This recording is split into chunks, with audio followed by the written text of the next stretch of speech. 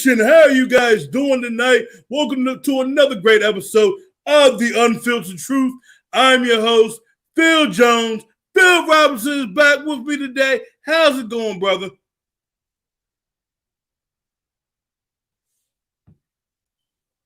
Raider Nation. Oh, you were silent. Say that one more time. Victory Monday. Raider Nation, let's do it.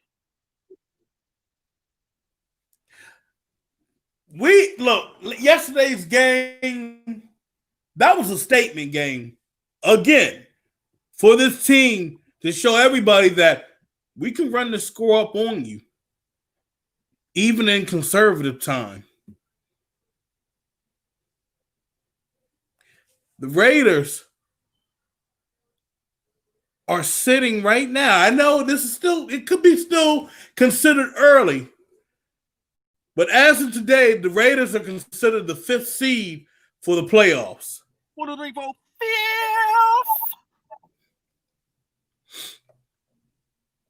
Y'all can thank. I can't believe I'm saying thank the Patriots, but my mouth burns from saying that. But enough of that. I mean, we're going to get in the playoffs. We're going to talk about that tonight. We have Raiders versus Chiefs at home this Sunday. And that's something that's the most talked about game this week coming up. This is a game where we're the only team that has played Kansas City and defeated them. So a lot is on the line with this game as well. Because you never know. This might be the game that determines that the Raiders win that division.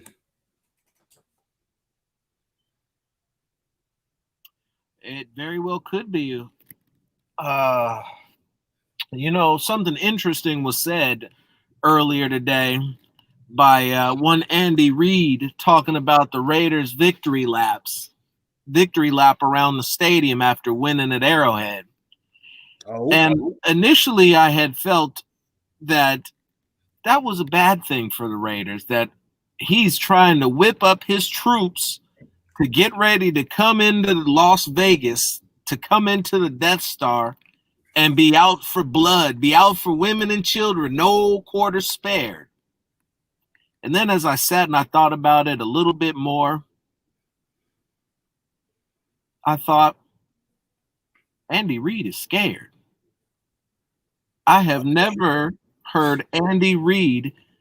It's been a long, long time since I've heard Andy Reid give his team bulletin board material publicly. Why would he need to whip his team into an extra to get them going even more? They're the defending Super Bowl champions, but yet we're looking at the Raiders, and these boys weren't up to snuff the last time we played them. And I got to do a little something extra to help get my team focused and motivated so they don't come out and get their fucking asses kicked in Las Vegas.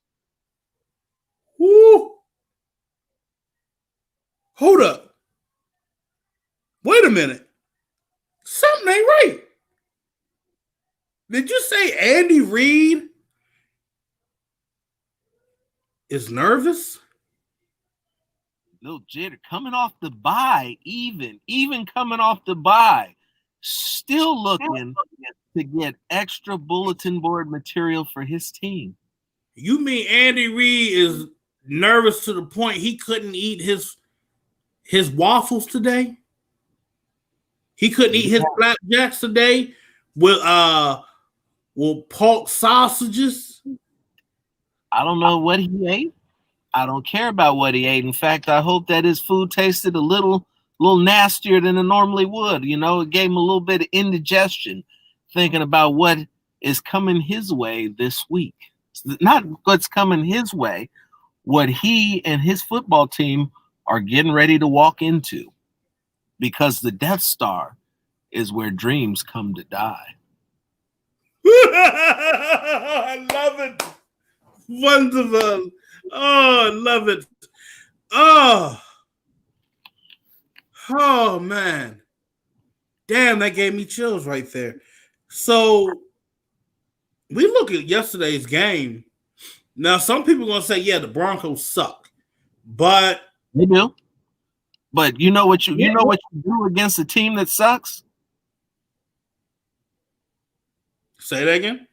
Said they do suck. But do you know what you do against a team that sucks? You beat What their you do? asses 37-12. That's what you do against a team that sucks. That you do.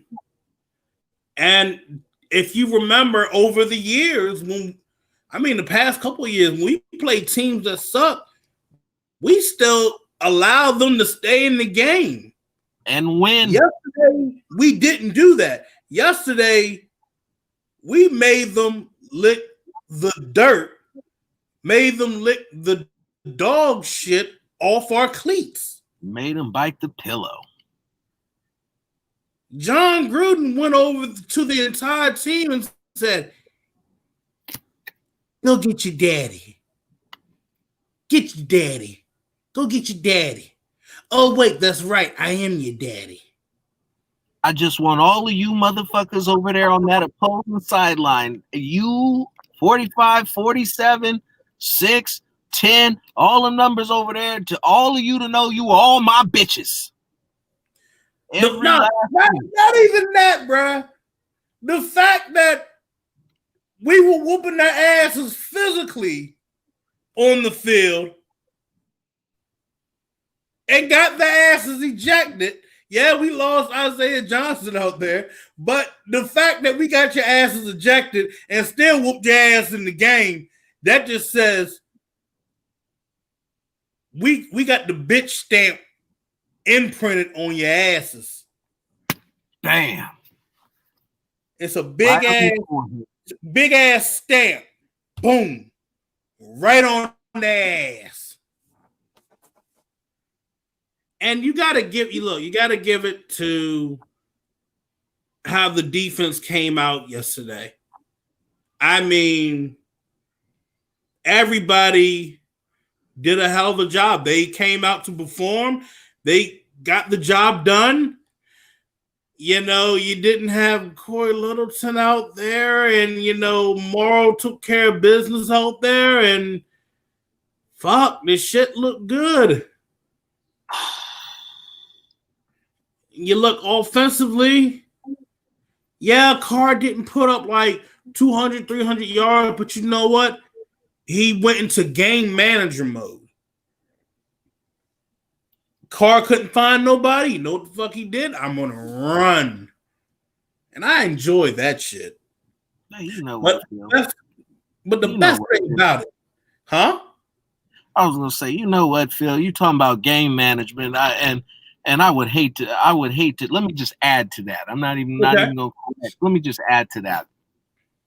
The Raiders ran the ball 41 times. Oh. 41 times for over 200 yards and 4 touchdowns. Sometimes, every once in a while, the Raiders don't need Derek Carr. Yeah.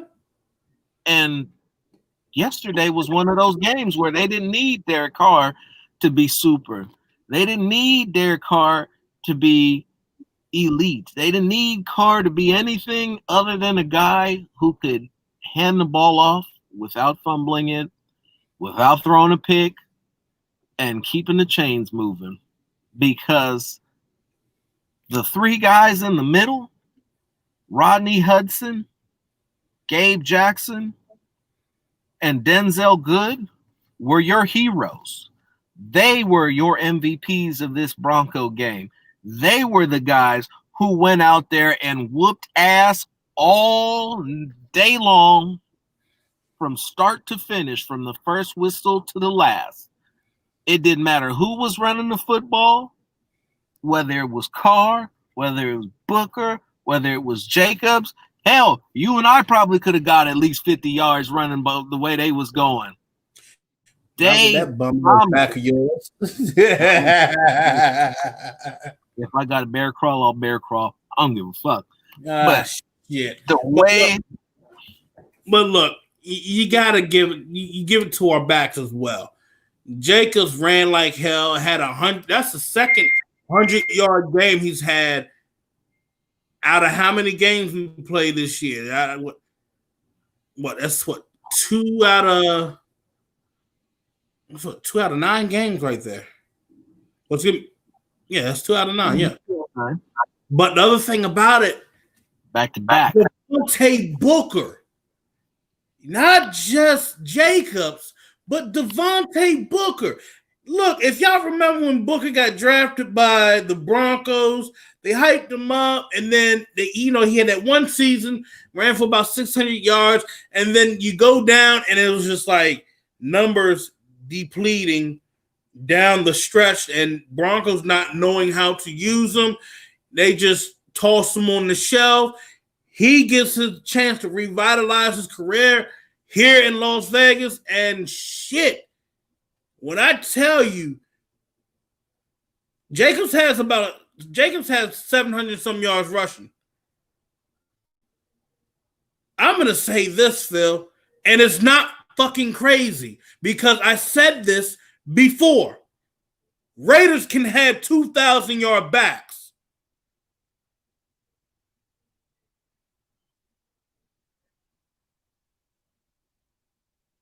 Oh, you silent. No, we doing the fact check so we can make sure that we have the proper numbers, and they very well could. Oh nah, bro, you ain't gotta fact check me on that shit. I was looking at that shit and I was drooling. I was like, yeah, 1,000-yard backs. And the thing of it is, you said it best.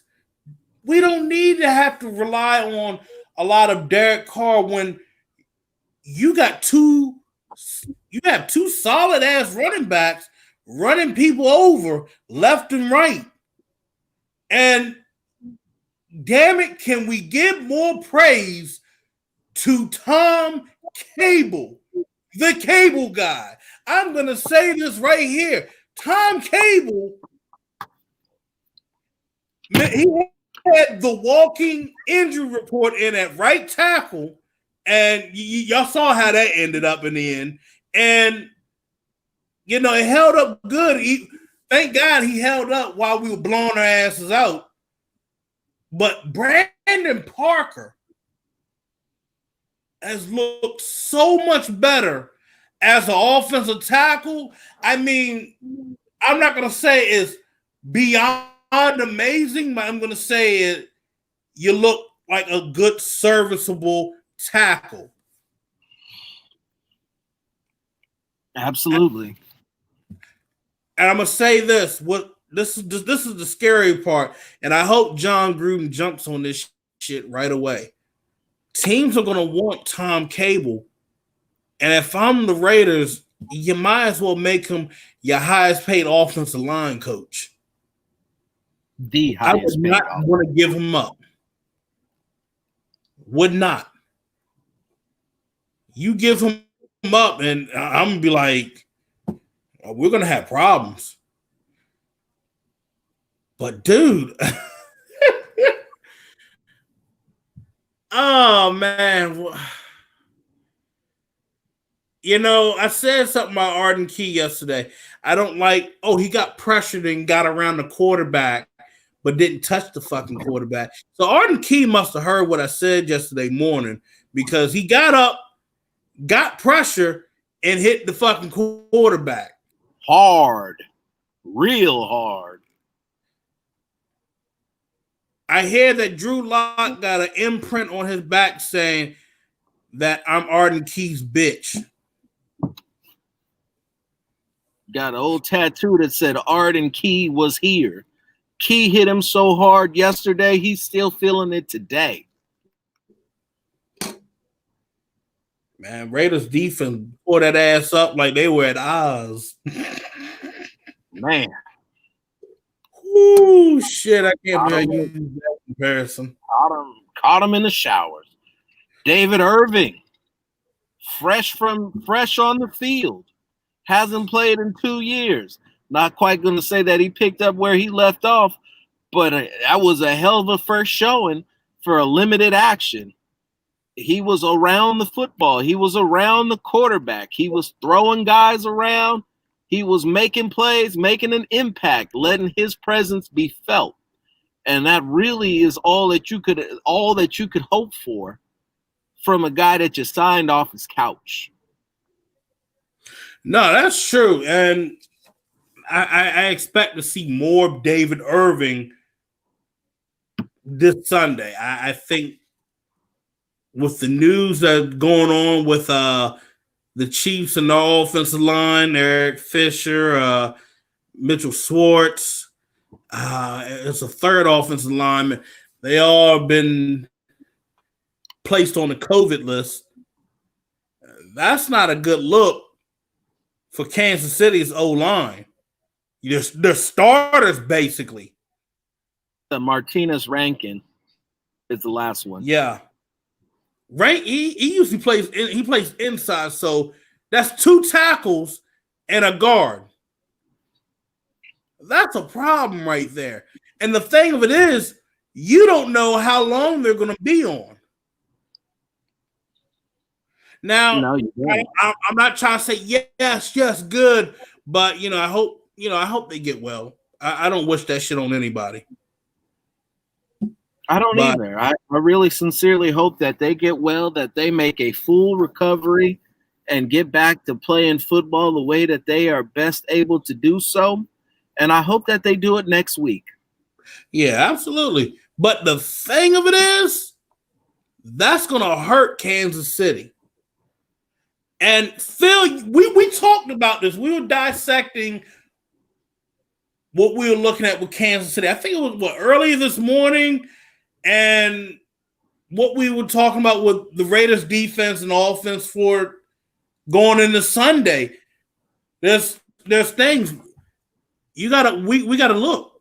Raiders are getting a lot of they're getting a lot of folks back for this game that they didn't have in the last game. So you have like Edwards back.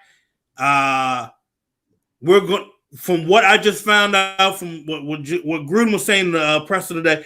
Colton Miller and Hurst were at practice today. They were working out, so that's a good thing. That's some great news to hear. Hopefully we hear something back with Incognito through the week.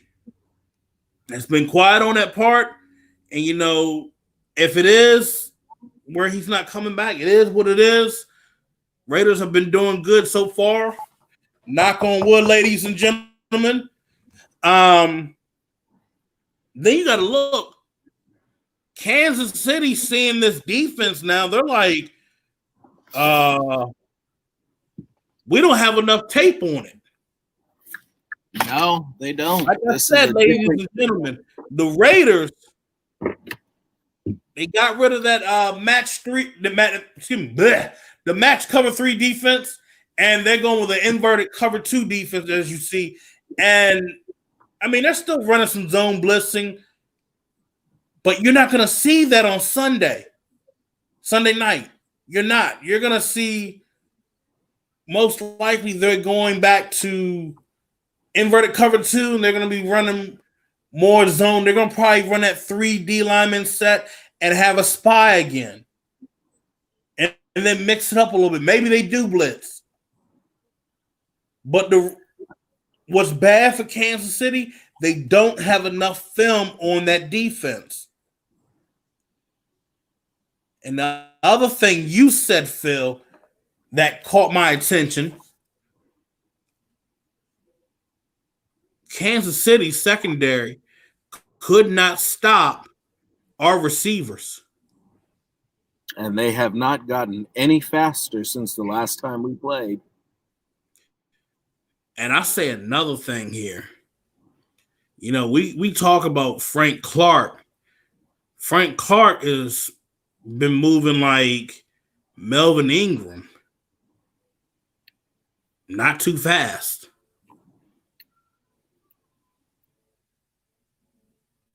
Yeah, he may have 4 sacks, but I look at the teams he played, and I was like, shit, you should get a sack against them.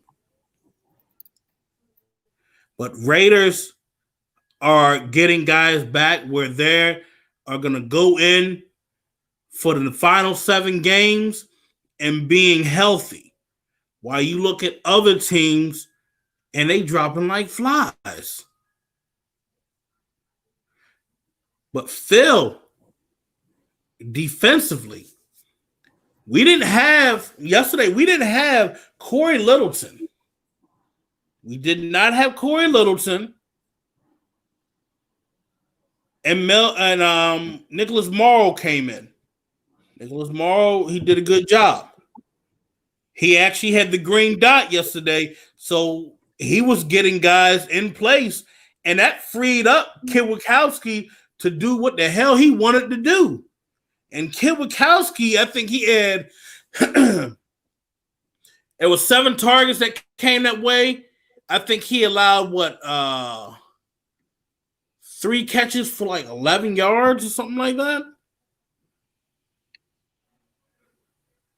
Something like that. He's been a monster in pass coverage, and they were taking him off the field. You know, we all been screaming like he needs to play in pass coverage.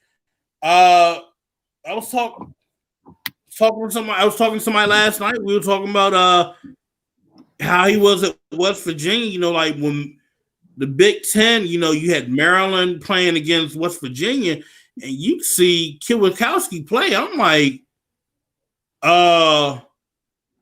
who's this fucking boar hunter here? This man needs to be drafted. Got drafted, went to Chicago, good team to go to, and get molded at. And damn if he's not. He's gonna be he can be a top linebacker going forward. He's a top 10 linebacker now. I believe through PFF he is ranked in the top 10 in terms of linebacking this season. And lately he's been I don't know if he's feeling better, if his chest is healed up completely, or what he's got going on, but he's had an interception in this game. He should have had an interception in the last game. He's out here. He's all over the place. He's making tackles. He's stonewalling guys at the goal line. He has been everything that you would have hoped to get and more. I'm going to be real here. Honestly, I feel like if you ever got that I'm going to be even realer. Hold on. I'm going to say this, Phil. He didn't get that injury week 1. You had him healthy against New England. You had him healthy against the Bills. That's a different outcome there. His presence has been everything that you hoped Corey Littleton would be. And here comes down to this case. So I did a poll last night, and I said, should Morrow start over Corey Littleton? Raider Nation, you guys, 75% of you guys said yes, and yeah, you know, the 24% of you guys, you know, you said no. Excuse me, 25%, excuse me. But still, the fact of the matter is, majority of the fan base, they want Morrow over Littleton. When we saw Littleton go up against Kansas City, what was going on?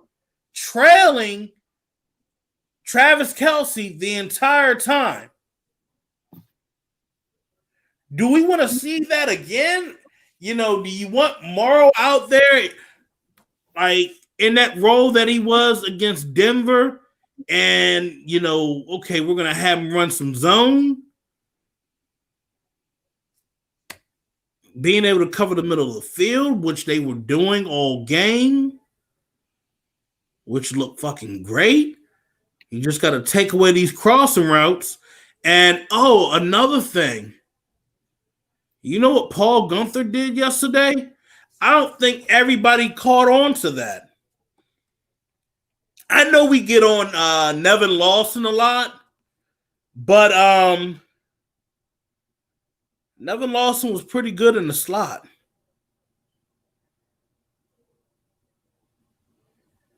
Nevin Lawson. I'm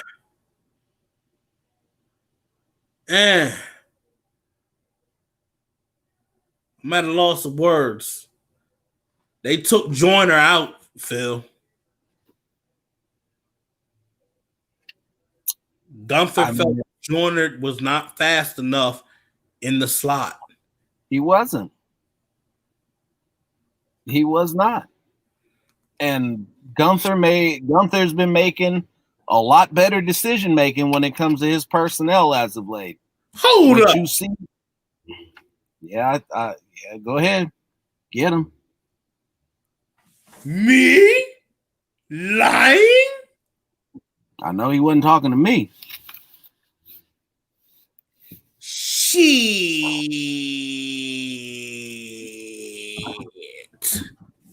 Y'all know I ain't lying.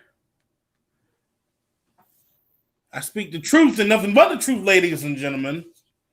The Unfiltered Truth says so on the show. That's the brand. But go on, Phil. So to address what you just said earlier about your little poll there, said while we're quick to write off Littleton, we also must stop and take into consideration that Littleton was playing when they beat the Chiefs. And while we can talk about he was trailing Travis Kelce, if they're throwing a Travis Kelce all game long, that means that they're not scoring in one or two plays. That means that they're slowing down their own offense to throw it to Travis Kelce. And he got a touchdown. He got his 100 yards. And at the end of the game, they also collectively got the L. That may be true. But don't you want to eliminate the big plays? And a lot of the big plays were coming from Kelce. So tell me, would you want to eliminate that and not allowing that to be a problem? Allow them to stay in the game? If you can limit the amount of big plays coming at you. Well, before we get too far ahead of ourselves, let's also remember that the amount of the talent discrepancy between Drew Lock and Patrick Mahomes is a sizable chasm. You're not going to be able to get away with the same things against Patrick Mahomes that you were with Drew Lock, because Drew Lock is a half-field reading quarterback. Patrick Mahomes sees the entire field. Patrick Mahomes has twice the arm Drew Lock does and 4 times the willingness to use it.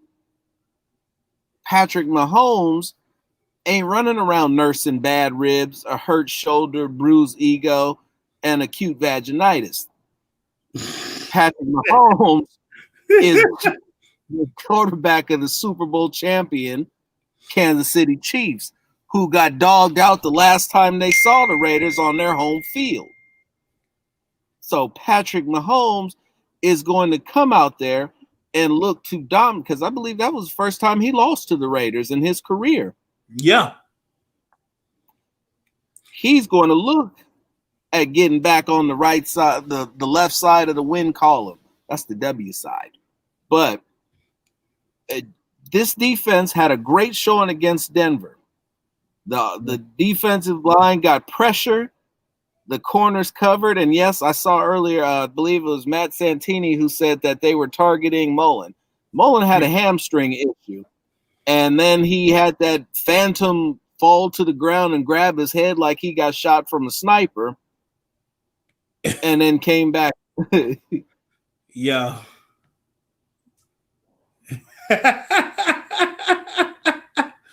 You wild for that shit.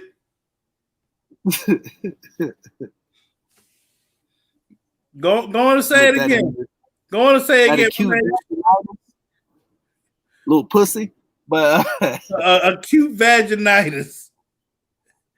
Yeah. I need to talk to Sanjay Gupta for that shit. I need to say, is that a medical term?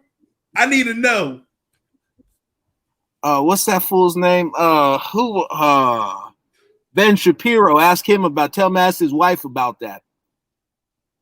I'm done with you. Says pussy can't get wet, but you know you ain't never seen a wop. Oh shit! Let's get this back. Hold on, let's get this back. Back to reality. No. Oh shit! I hate you so much.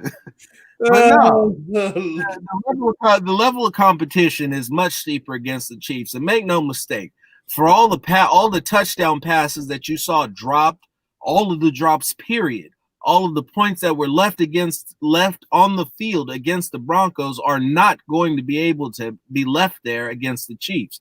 If they don't score 7 every time they get in the red zone, they are going to lose. If they don't score 7 nearly every time they have the ball, they are going to lose. If they can't find a way to continue to do what they've been doing on defense, which is limiting teams to a touchdown or less in the second half of games, they stand a very good chance of losing. Whether it be special teams, defense, or offense, the Raiders are going to need to bring their A-plus game. This will be a playoff game against the Chiefs. Make no mistake about it, no bones. Please don't be deluded into thinking that this is going to be a cakewalk, because it's not. They are going to have to execute. They're going to have to execute well. They're going to have to make good use of all their weaponry and pray to God that they get as much of their top linemen back so that they can block everybody and keep Carr upright and not scared. And he hasn't been scared. In fact, he's been walking around with his nuts dragging on the ground. I was going to say even walking around dragging his nuts on defender's face, but we can go with that. But yeah, to be honest, this is a playoff game. You are absolutely right. And then shit, we don't even know. We might end up having to face them a third time.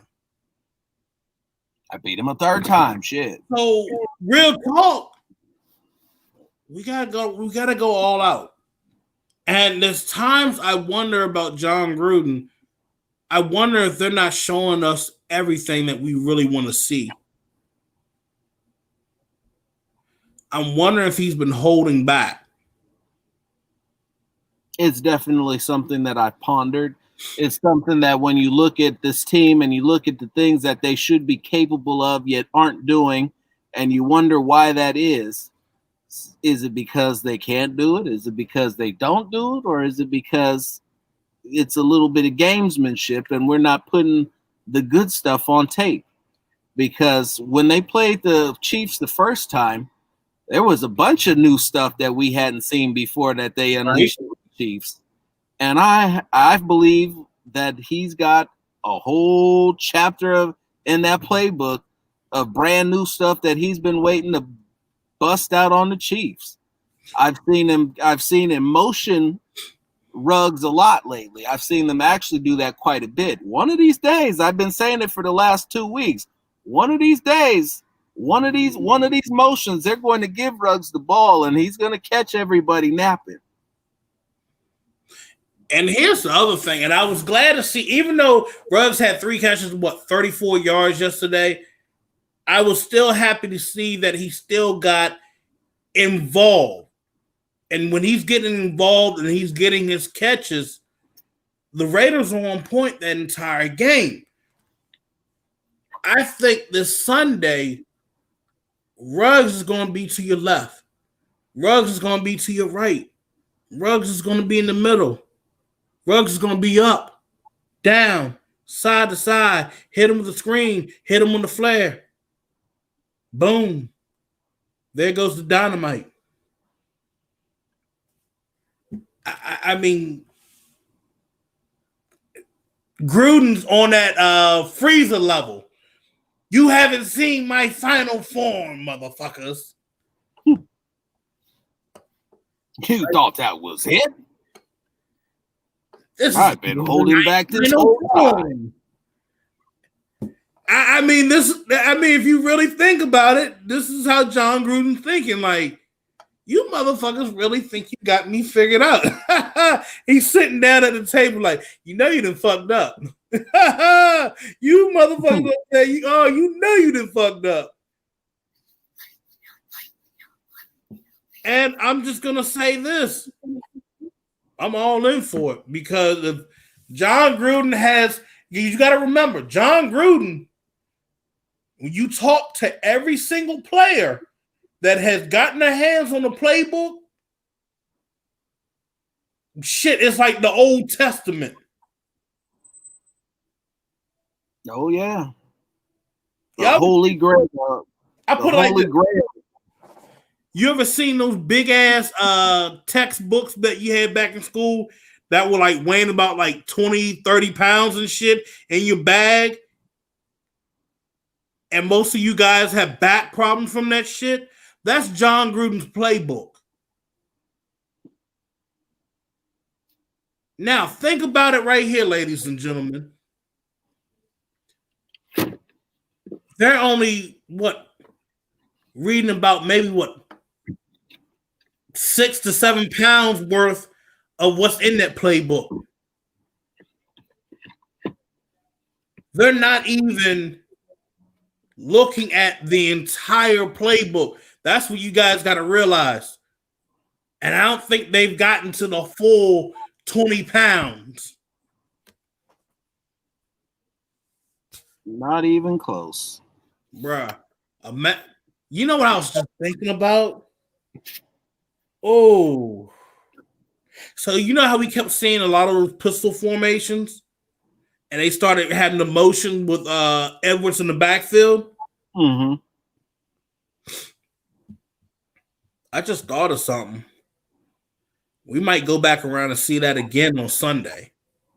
And with that being said, you can audible out of that and you can go right into a spread. Yep.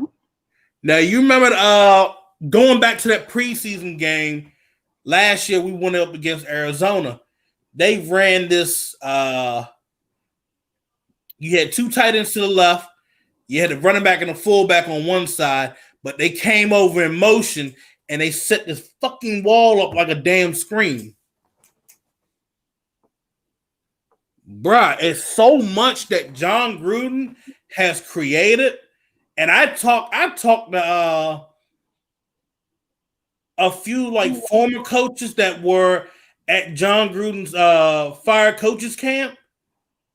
They said Gruden has books on everyone and he likes to mash it together.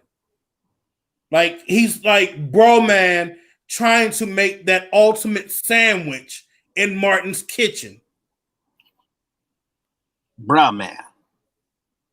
Nah, I'm just trying to make me a sandwich. Nah. No.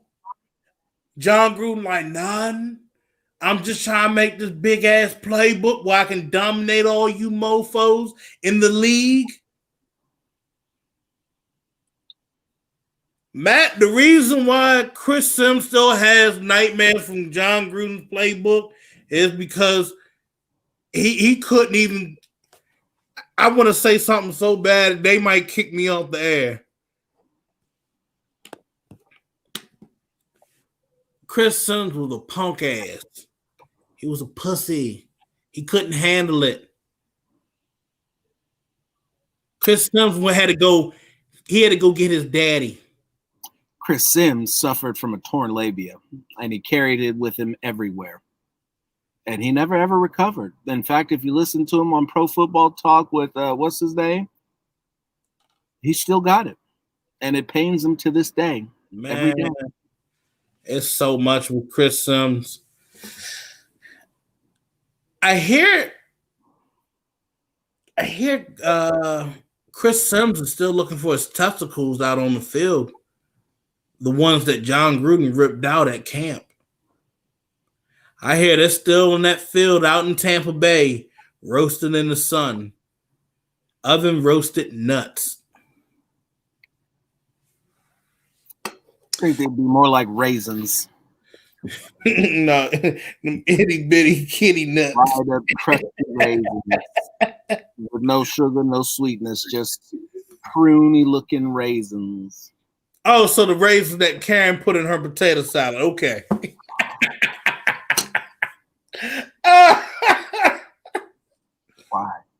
Why? Oh, damn, Jim, really?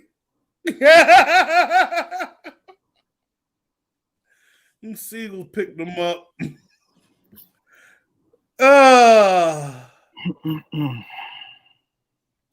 You know, I hear that his kids still like say, Daddy, why does John Gruden chew you out and belittles you in front of everybody on TV? Well, sweetie, I sucked as a quarterback. That's why. Anywho, I think I got some player updates real quick. Well, I gave you guys a few, so here's another one. Raiders are looking to bring in Derek Coleman. They're going to bring him in again. Yeah, they might sign him, and this is only precautionary because if Engel has any setbacks dealing with his rib injury, you want to have somebody suited up, ready to go, coming on in without any problems. And Derek Coleman, he's a good fullback. And y'all know about his inspirational story. I mean, hey, that's good to have on the team. And what he did in Seattle, he did a good job. But I mean, that's about it on that part. But really, Raiders got to put up or shut up.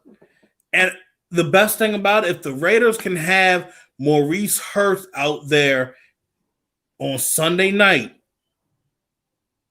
with how everybody has decided to step up and they're on an A game, even Collins is actually doing something now. Phil, can you explain that? Well, you see, Phil, it's quite simple, and it's a beautiful. It's something that I believe in wholeheartedly. I believe that the bench has some wonderful mystic prowess and powers. Once you start sitting on it, you either get with the program or you get the fuck out.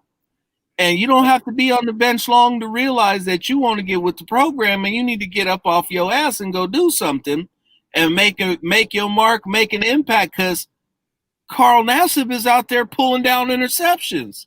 Carl Nassib is sacking the quarterback. Carl Nassib is forcing fumbles. What the fuck have you done? Sat in Gruden and Gunther's office and had to explain why you ain't doing shit. Right. Look, we talk about the running back situation. Josh Jacobs is sitting at 3.8 yards a carry, even though he has 700 yards. Josh Jacobs has run for 200 yards in the last 2 weeks. Yeah. Why has he run like that? Well, I don't know. Devontae Booker's been out there fucking getting it done. And if you want to continue to be the starter, be the guy, you have to outperform the guy behind you. And if you don't outperform the guy behind you, well, you get to take a little personal time out and think about it over there on the bench. Yeah, you get to sit on the bench with Deuce. And Deuce, Deuce is going to be like, hey, the fuck are you sitting on the bench, man? Give me 100 burpees. No. Deuce, no. He make your ass stand up. Stand the fuck up. You don't deserve to sit on the bench. Never thought you'd be getting talk shit to by the angry little leprechaun that's twice your size. That's a strong ass leprechaun, man. Don't underestimate him. Listen, you ain't getting his pot of gold. That's all. Bro, I seen him lift in the gym, bro. No, don't let that size fool you. I seen him up close, bro. I was like, yeah, don't let that height fool you just because he about 5'5.5". Like he's like the white Debo. He said, "You want some of this, old man?" No. Oh man. I really hate saying. I'm fuck it. I'm gonna bring it up.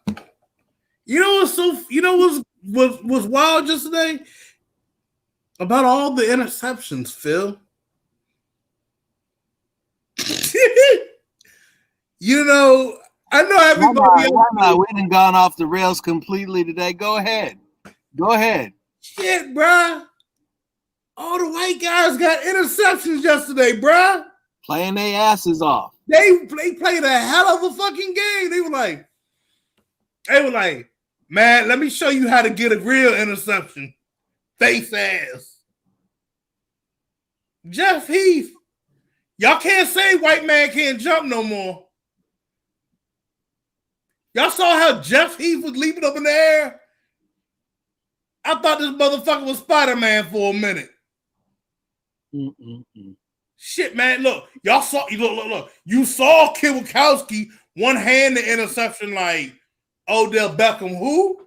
Like, bro, just snatching balls. We just that's what's hot in the streets now.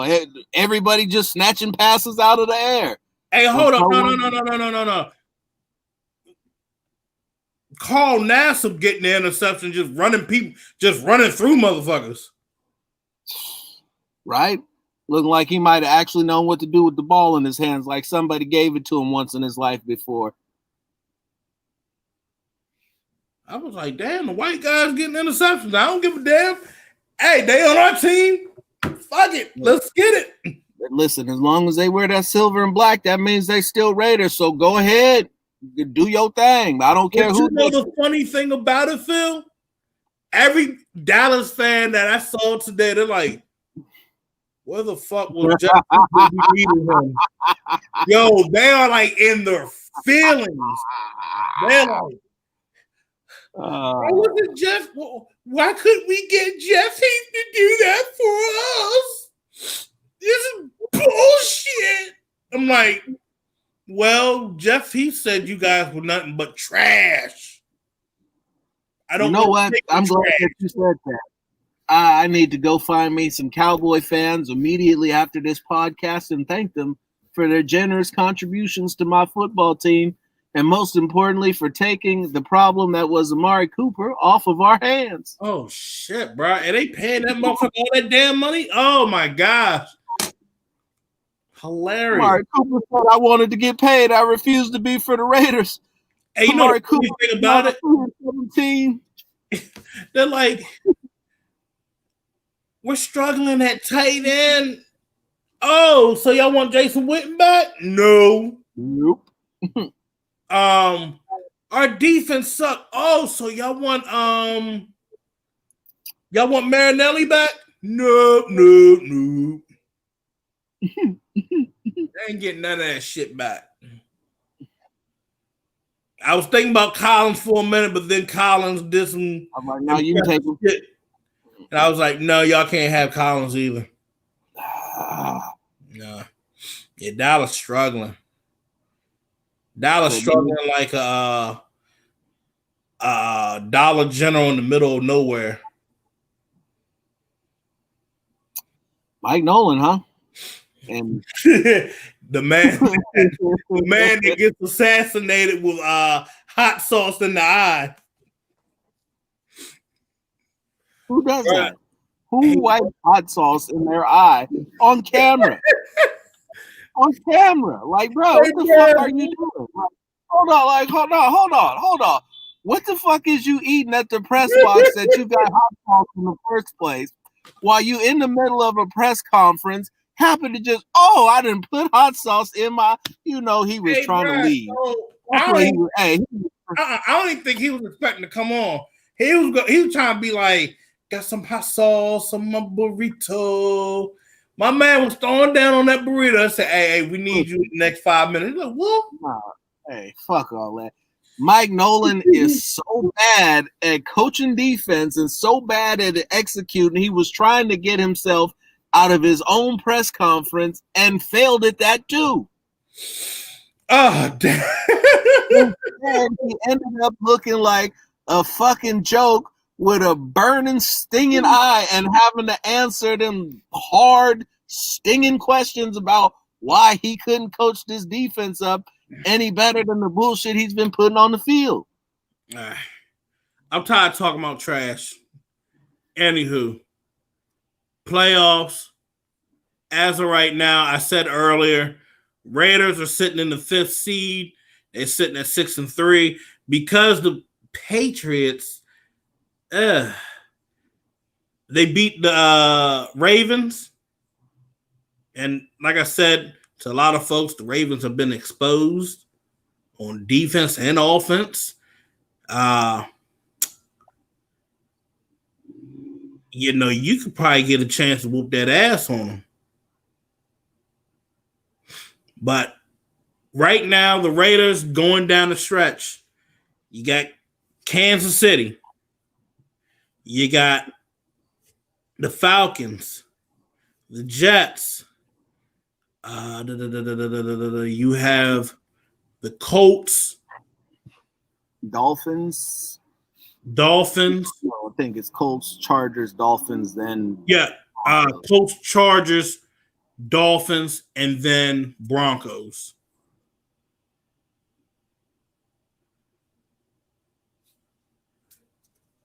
Yes, Rich is a shitty 3-4 defense. But, I mean, right here, the Raiders, it's all on them. It's all on them on whether or not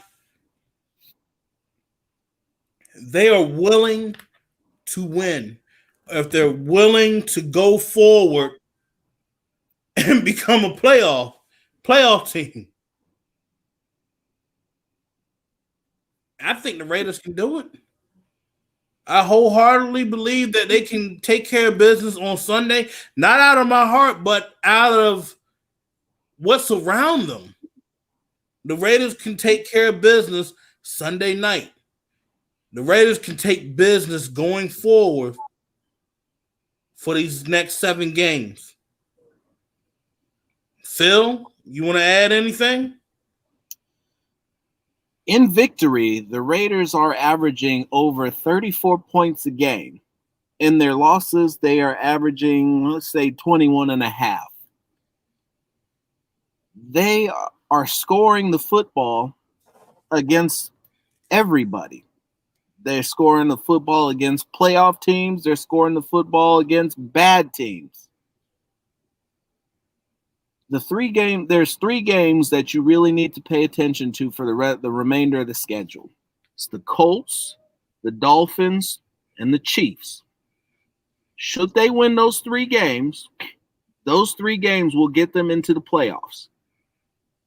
I'm not saying that they shouldn't beat any of the other teams on the schedule, because they should. Honestly, even though Atlanta's look better, I still don't fear Atlanta. Their line is trash, and their defense is still suspect. But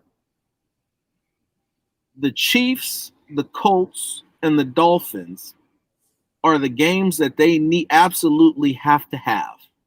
And if they can win those 3 games, the narrative surrounding the Las Vegas Raiders will shift again.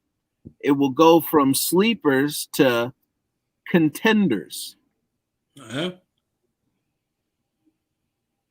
And should the Chiefs lose a game to somebody other than the Raiders, if the Raiders can win on Sunday, you may be looking at the Raiders as division champions.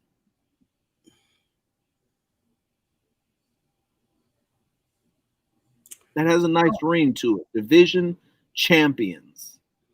First round bye. I'm going to be real, bro. Because at some point, Pittsburgh got to come back down to earth. They ain't that good to go to run the table.